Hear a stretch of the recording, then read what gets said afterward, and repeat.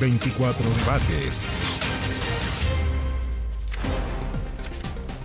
Muy buenas tardes, ¿cómo están ustedes? Bienvenidos, ya estamos en 24 Debates, donde abordamos la propuesta de nueva constitución de cara al plebiscito del próximo 17 de diciembre. Hoy vamos a hablar de educación. Y para eso estamos con Jaime Arancibia, comisionado de Renovación Nacional. Bienvenido, Jaime, muchas gracias por estar aquí. Muchas gracias. Y a este otro lado, Gabriel Osorio, comisionado del Partido Socialista. Muchas gracias por estar con nosotros, Gabriel. Gracias por la invitación. Bueno, vamos primero a explicar la dinámica, ¿cierto? Para que la gente en su casa también nos pueda seguir. Cada uno tiene una bolsa de minutos, una bolsa de 9 minutos que ustedes tienen que administrar de la mejor forma o de la forma que ustedes quieran. Cada uno tiene ahí una tablet, ¿cierto? Debiera salir 9 minutos en cada uno. ¿Eso es correcto? Me descontaron un segundo. No, un segundo. Ojo, ya. Eso ahora no sí, ya. ahora volvió. Ya, y ahí también en la pantalla se refleja lo mismo que sale en la tablet, ¿cierto? Cada uno tiene 9 minutos. A medida que vayan respondiendo, haciendo uso de su tiempo, se les van a ir descontando los segundos y los minutos. Por eso, mientras más cortas y las intervenciones, más temas podremos abarcar, y así yo les voy a ir advirtiendo cuando les quede poco a cada uno, y si a uno le queda más también vamos a ir advirtiéndolo. ¿Clarísimo? Comenzamos entonces de inmediato este 24 Debates dedicado a la educación. En materia educacional, lo que incluye esta propuesta, que yo la tengo aquí anillada, ¿cierto? Está todo también en el famoso artículo 16, el capítulo 2, con el derecho a la educación. A juicio de ustedes, ¿lo que incluye esta propuesta es un avance o un retroceso? Gabriel. A ver, yo creo que en realidad esto constituye un retroceso y a veces un peligro. A ver, ¿por qué? En primer lugar, yo, al igual que el profesor Arancibia, yo quisiera lamentar que este texto que se propone es un texto que no es un acuerdo transversal.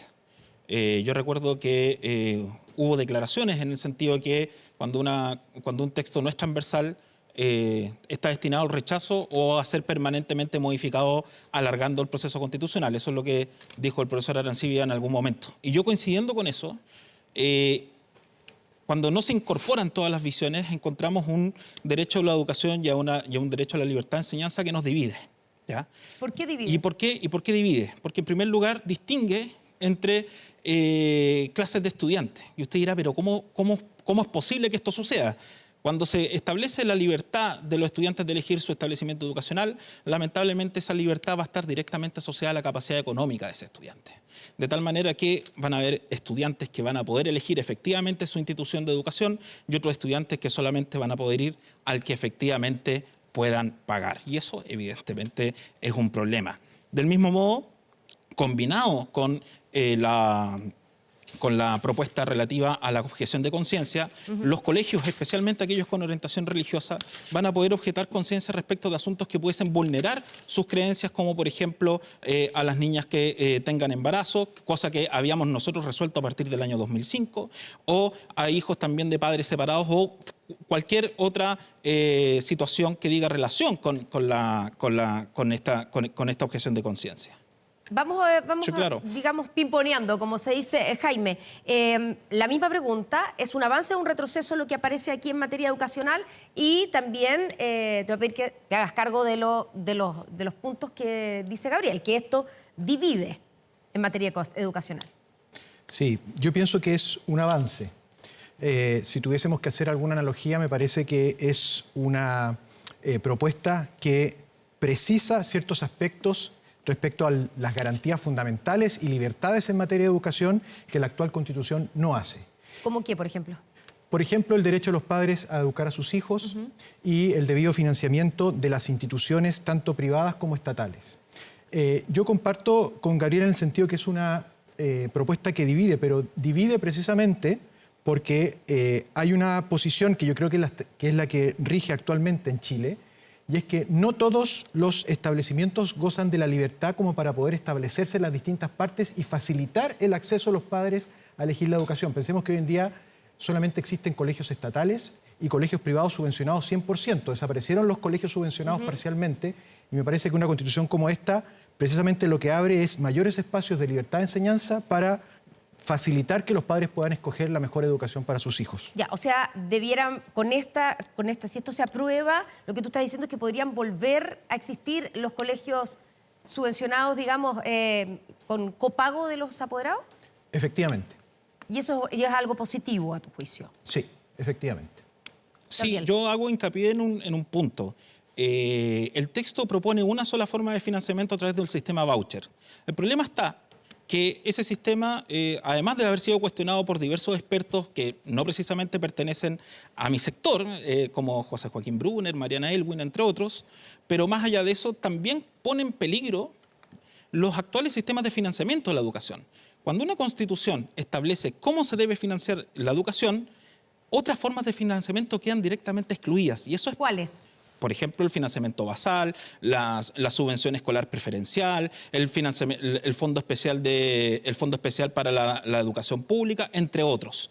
El problema está que cuando usted pone en la Constitución una sola forma de financiamiento, excluye el resto y por tanto podría devenir en inconstitucional. Jaime Arancibia, le voy a preguntar sobre ese tema, pero antes que se haga cargo de qué se responde a que finalmente la libertad de enseñanza solo va a beneficiar a los que tengan capacidad de pago, como dijo el comisionado Osorio. La respuesta es que hoy en día es lo que ocurre. Hoy en día las familias de escasos recursos solamente tienen dos opciones: o enviar a sus hijos a un colegio del Estado o enviar a sus hijos a un colegio subvencionado 100% por el Estado.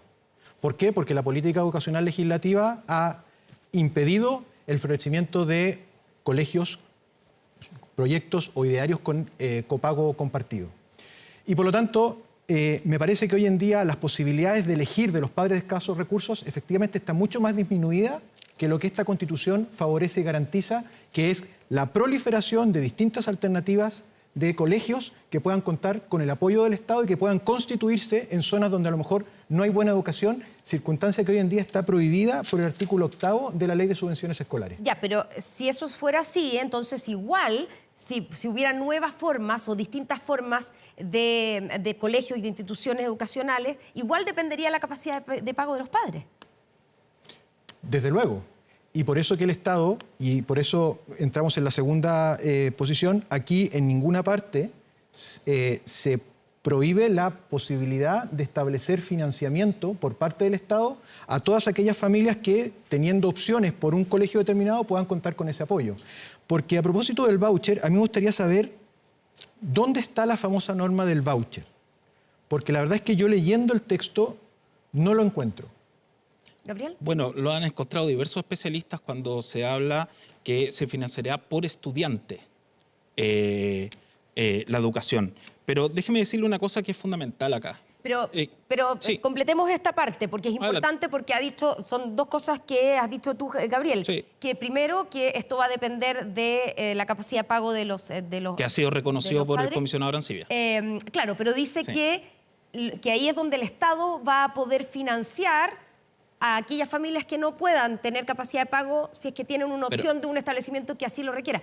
Y pero al en mismo ninguna tiempo- parte, eso es lo que dice Jaime Arancibia, si no entendí mal, ¿en qué parte de esta propuesta constitucional En la propuesta, impide ese en el tipo de mismo artículo, financiamiento? el mismo artículo 16 se establece que el financiamiento de la educación se realizará por estudiante. Eso es el voucher. Pero puede ser también un déjeme- subsidio pero- por estudiante, ¿o no? Sí. Pero es un voucher, eso es finalmente. El problema está No. que cuando usted lo determina solamente por estudiante, impide otras formas de financiamiento como las que usted mencionó, como la subvención escolar preferencial, que es financiamiento basal y que está determinado fundamentalmente respecto a la situación socioeconómica de los estudiantes. ¿Ya? Del mismo modo, también se impide otras formas de financiamiento porque usted constitucionaliza la forma en que el Estado debe financiar la educación. Y ese es un problema de constricción de la discusión en materia de financiamiento, que da como conclusión que la única forma constitucional va a ser la que establece el texto que se propone el 17 de diciembre. Pero hay un asunto adicional. Porque si bien el profesor Arancibia recientemente señalaba que se abren las alternativas, esas alternativas que se abren dicen en relación con la capacidad económica de los padres. Porque de igual manera, dada la libertad que no tiene prácticamente límites en materia de creación de instituciones educacionales, perfectamente es posible que puedan seguir cobrando y por tanto teniendo una distancia que los padres tal vez con menores recursos no puedan cubrir. ¿Qué se responde, Jaime? Lo vamos a decir del siguiente modo. Voy a leer la norma. El Estado deberá financiar y coordinar un sistema gratuito de educación básica y educación media, destinado a asegurar el acceso de ella a toda la población, garantizando el financiamiento por estudiante en establecimientos estatales y privados. La verdad es que garantizar el financiamiento por estudiante, una de las variables que podría aceptarse, que caben de ese concepto, es el voucher. Pero muchas veces existen aportes basales a la institución basado en el número de estudiantes. Por lo tanto, a mí me parece que es una lectura restringida de la norma entender que el financiamiento por estudiante excluye la posibilidad de apoyar a los distintos establecimientos educacionales. Y lo segundo, efectivamente, ¿qué es lo que pasa con las familias que tienen alguna posibilidad de financiar no totalmente el estudio de sus hijos? Esas familias hoy en día no tienen respuesta, porque se les obliga a elegir entre el pago total del colegio o el subsidio absoluto y el 100%. En circunstancias que muchas veces hay familias que dicen yo necesito el apoyo del Estado, pero no necesito porque el Estado me sustituya totalmente en mi libre elección con un subsidio total. Idealmente el subsidio puede ser total, pero también hay que darle espacio a otras posibilidades, que es lo que la gente de escasos recursos está demandando. Gabriel, no sé si tiene algo que decir, ¿tienes algo que decir con respecto a esto? El problema de esto es que es un problema interpretativo, puesto que es una norma que no está bien redactada y que va a traer como consecuencia igual la judicialización y la incertidumbre respecto del financiamiento de la educación y que probablemente va a terminar o en la tercera sala de la Corte Suprema o en el Tribunal Constitucional. Entonces, igual, aquí existe una duda interpretativa y esa duda interpretativa la van a resolver los tribunales que en muchas ocasiones los consejeros de quienes redactaron esta propuesta, que es la derecha, trataron de evitar. Gabriel, la libertad de enseñanza, el derecho a elegir la educación por parte de los padres, que lo ha subrayado, ¿cierto?, Jaime Arancibia, y que ha sido una bandera de lucha, digamos, de la centroderecha siempre, desde que comenzó este proceso. ¿A ti te parece algo positivo o negativo? Me parece algo positivo en la medida que todos tengan la misma libertad para poder elegir el establecimiento educacional. Cuando unas personas tienen mayores espacios de libertad que otras para poder elegir el sistema de educación de sus hijos, significa que estamos discriminando, ya sea por capacidad socioeconómica o por alguna otra circunstancia. O sea, es un derecho de alguna manera que queda una letra muerta. No letra muerta, sino que para algunos va a ser perfectamente posible hacerlo, pero para otras personas no. Es lo mismo que pasa en el sistema de salud. Hay algunos con capacidad económica que van a poder pagar un seguro como por ejemplo el de la ISAPRES y hay otros que definitivamente no van a poder. Entonces es una libertad solo hecha para quienes pueden ejercerla. ¿Y entonces mejor que no exista para ninguno? No, tiene que asegurarse igual libertad. Si hubiese dicho que se asegura la libertad de los padres sin discriminación socioeconómica, esta discusión no la habríamos tenido. Jaime. Voy a ser bien preciso. Lo primero, el derecho de los padres a educar a los hijos, y hay que, en honor a la verdad, es un derecho constitucional que por primera vez fue propuesto por Salvador Allende en la reforma constitucional de 72. Y por lo tanto me parece que es una idea que es compartida por todos. Ahora, efectivamente, tiene que ser una realidad. Mi punto es que hoy en día, con el marco constitucional vigente, esa libertad está más restringida que lo que ofrece la propuesta constitucional porque los padres no tienen o no gozan de la mayor posibilidad de elegir no solamente entre colegios estatales y 100% subvencionados, sino que esa es la realidad, sino que lo ideal es que esta propuesta permita ampliar eso. Y le voy a decir por lo siguiente, fíjense ustedes que la ley de subvenciones escolares dice que si un establecimiento educacional, supongamos que una persona quiere constituir un establecimiento educacional en un lugar sin fines de lucro, para no enredarnos con el lucro, tiene que pedir una autorización al ministerio y el ministerio puede rechazársela en aquellos casos en que exista una demanda insatisfecha que no pueda ser cubierta por medio de otros establecimientos que ya tengan aporte estatal o subvencionado. Eso limita absolutamente la posibilidad de que puedan proliferar más colegios sin perjuicio de los controles de calidad, al punto tal que ya sabemos lo que pasa hoy en día, que las familias de escasos recursos tienen que hacer colas y muchas veces desde las 5 de la mañana precisamente para poder cambiar a sus hijos a un colegio que les dé mayores esperanzas. Yo pienso que la Constitución no es la solución a todos los problemas, pero facilita facilita la posibilidad de que existan distintos proyectos educativos, no necesariamente sujetos al 100% del financiamiento estatal. Gabriel Osorio, este proyecto, esta propuesta constitucional, ¿refuerza, privilegia la educación pública o no? Claramente no, porque en realidad no hace una distinción de fortalecimiento de la educación pública, sino que establece un sistema público y privado con un financiamiento por parte del Estado. Pero déjeme decirle una cosa. Si usted compara con constituciones europeas, como por ejemplo la constitución alemana, la constitución italiana o la constitución española, los 29 párrafos que contiene tanto el derecho a la educación como la libertad de enseñanza es un poquito exagerado. Son con suerte 7 artículos, es mucho, pero lo más importante... Ahora, el texto de la anterior, de la Convención Constituyente... Pero estamos discutiendo este texto. Yo sé que las comparaciones son odiosas, pero ese sí que era largo. Pero estamos discutiendo ese texto y ese otro texto ya fue rechazado. ¿Ya? Y usted ya dijo que se había arrepentido de haber participado en lo ese más texto. importante de todo esto, que, no sé, yo al menos conozco algo del sistema educacional alemán, el sistema educacional español, el sistema educacional italiano, pero con este texto serían completamente inconstitucionales aquí en Chile. El sistema educacional europeo. Sí, claro. Me gustaría saber por qué. Porque establece una libertad de enseñanza que no tiene límites, una libertad para poder establecer colegios sin que existan, por ejemplo, como el sistema español de fortalecimiento y protección de la democracia o con una mayor dirección por parte del Estado. Cuando se disminuye la obligación del currículum al 50%, cuando el Estado tiene menos injerencia en la determinación de los contenidos, cuando el Estado, además, no puede fiscalizar los fondos que se le entregan a los colegios particulares subvencionados a propósito de la imposibilidad de poder fiscalizar fondos públicos en instituciones privadas que satisfacen derechos sociales. Y además, como por ejemplo a propósito del derecho administrativo sancionador, que usted sabe mucho mejor que yo eso, profesor, sí, que además, por ejemplo, el decreto número 315 del año 2011, que se refiere al reconocimiento oficial que realiza el Ministerio de Educación a los colegios, ahora va a tener menor poder de fiscalización el Ministerio de Educación respecto a los colegios que se van formando o que se deben cerrar en nuestro sistema. Entonces, más bien, parece una excesiva preocupación por las libertades, pero poca preocupación respecto de la fiscalización ni el buen uso de los recursos públicos por parte de los particulares. Tiene que empezar a cuidar su tiempo, Gabriel Osorio, porque le queda 1 minuto con 47 segundos, mientras que a Jaime Arancibia le quedan 3 minutos con 50 segundos. Jaime Arancibia, ¿satisfecho con la respuesta que le da y qué le responde a Gabriel Osorio? Yo creo que todos los peligros que enuncia Gabriel no los logro deducir del texto constitucional que establece una serie de restricciones para efectos de los colegios privados. Estamos en un marco regulatorio muy exigente que es compatible con la Constitución actual, y si la propuesta constitucional lo único que hace simplemente es precisar aspectos de la Constitución actual, la verdad es que veo muy difícil que todo el marco regulatorio de la educación que está a nivel legal pueda ser declarado inconstitucional o falto de fiscalización o falto de regulación. Por lo tanto, me parece que no se produce ese efecto que Gabriel señala. Ya, pero usted podría decir, basado en este texto, que es un texto que va a privilegiar la educación pública. A ver, en materia educacional, ¿O no se desde el día tanto? 1, desde que somos república, la educación privada es tan importante como la educación del Estado.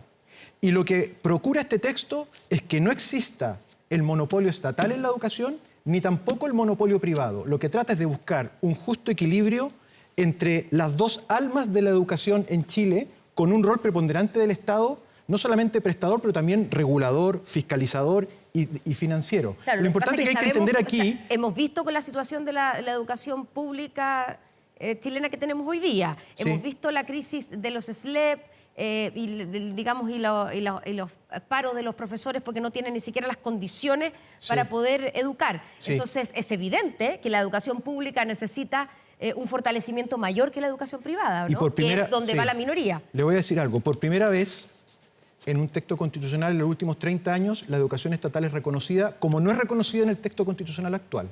Eso es lo primero. Y segundo, hay que preguntarse muy bien qué es lo que está pasando con la educación pública que está fallando, porque yo le aseguro que la respuesta no es necesariamente falta de financiamiento. Hablando del financiamiento, ¿se hace el texto constitucional cargo del financiamiento de las universidades estatales? ¿De qué manera? No, a ver, efectivamente, dos cosas. Antes, para poder contestar a A mí, Le recuerdo que le queda un minuto con 42, 41 Sí. y contando. Respecto de la educación y el fortalecimiento de las instituciones públicas, a mí me sorprende que se hable del fortalecimiento de las instituciones públicas, pero al mismo tiempo se consagra el homeschooling y, por tanto, fomentemos que más de 50.000 estudiantes, como por ejemplo lo que sucedió durante este año, deserten del sistema escolar y no fortalezcamos las instituciones. Eso es lo primero.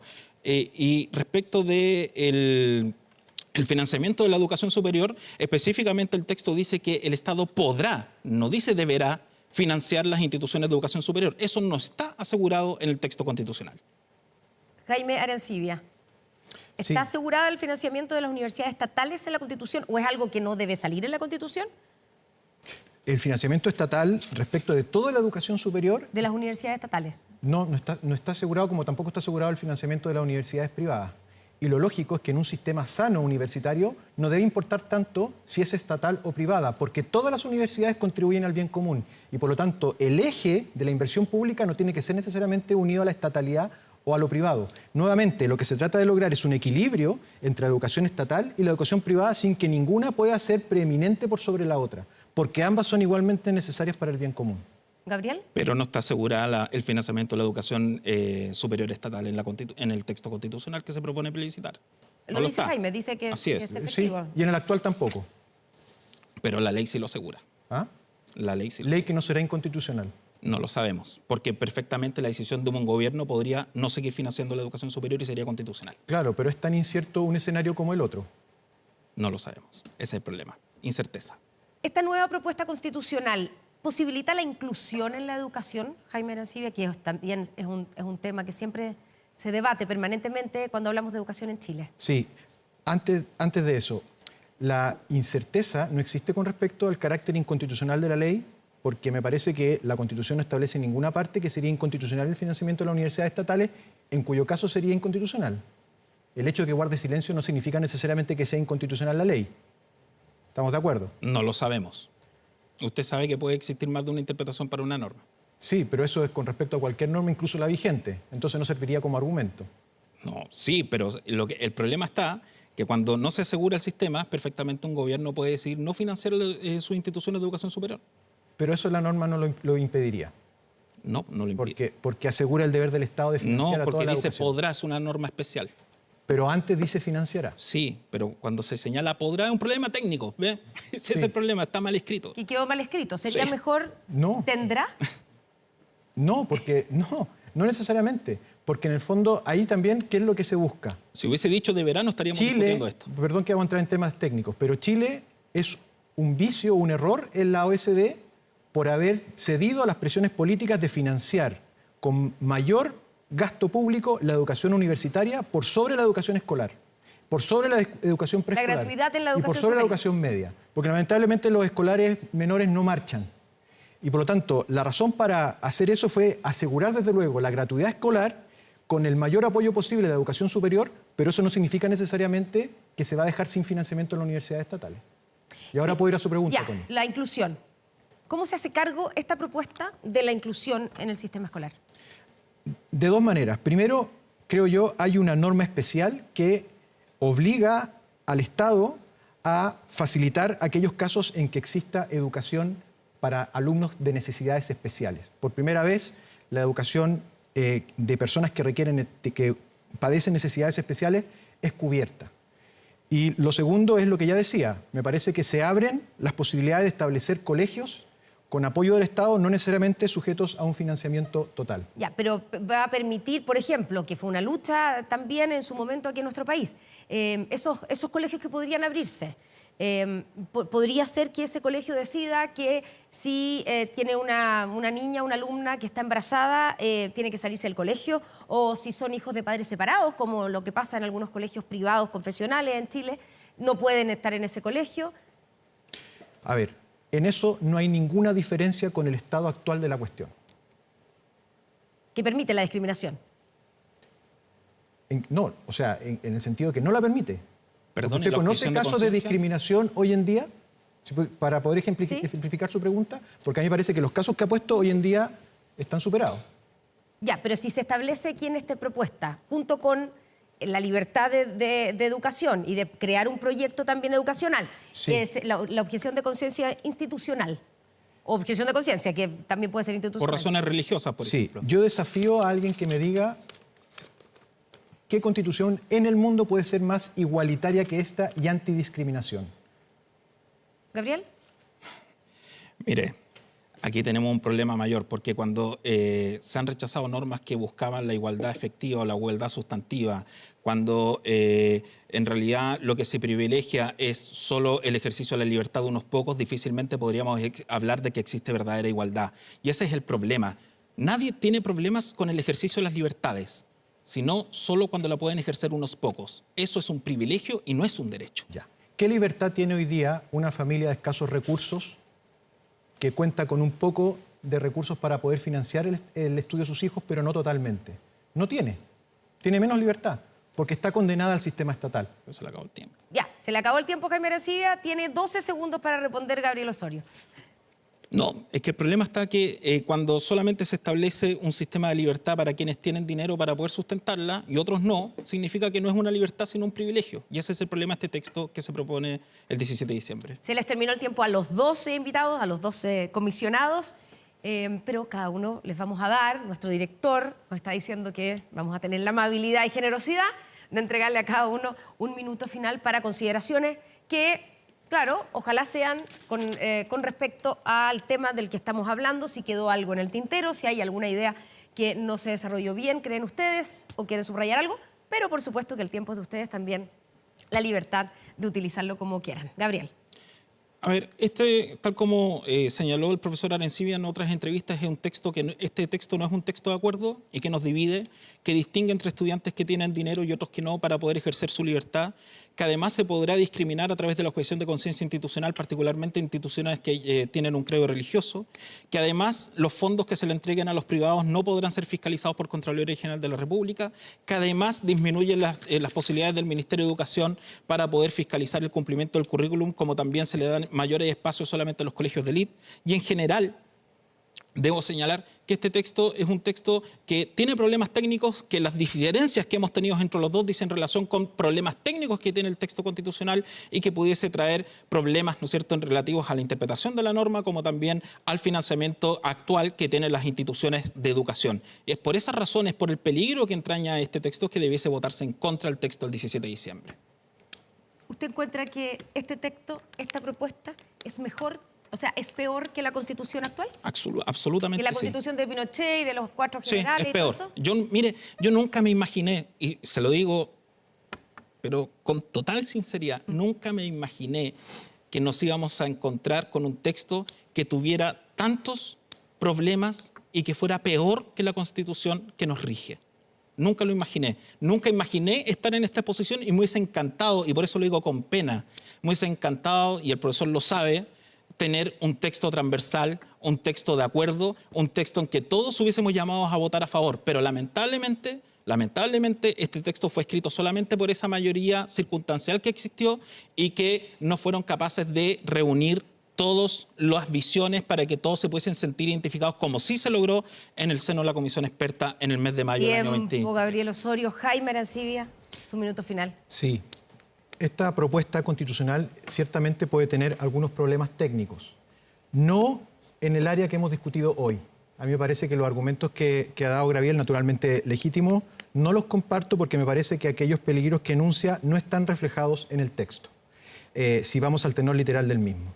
Lo que sí quisiera decir es que en materia de educación, este texto está pensando en los padres de familia que lo único que quieren es sacar adelante a sus hijos, que no cuentan necesariamente con los recursos para hacerlo y que están dispuestos, en algunos casos, a participar de proyectos educativos constituidos por padres bajo el concepto de colegios subvencionados en distintas partes del país y para los cuales el Estado garantiza el apoyo, el financiamiento, también la regulación, también la fiscalización, porque no deja de modo inconstitucional las instancias del Estado y, por lo tanto, piensa también en aquellos que lamentablemente por falta de recursos no han podido acceder a una buena educación.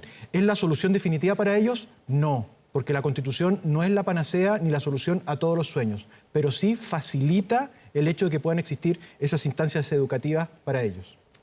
Jaime Arancibia, Gabriel Osorio, muchas gracias por estar con nosotros en este 24 debate sobre educación. Se acerca el 17 de diciembre, día del plebiscito, por una eventual nueva constitución. Por eso, 24horas.cl pone a disposición de la ciudadanía el texto final y completo de la propuesta de nueva constitución para que ustedes lo conozcan de forma ordenada, simple y en una plataforma además de diseño amistoso que puedas leer donde tú quieras. Revisa el texto propuesto por el Consejo Constitucional.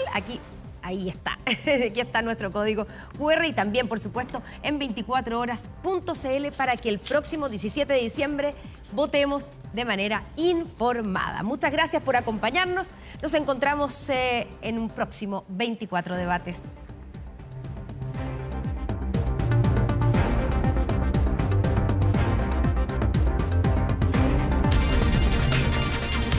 24 debates.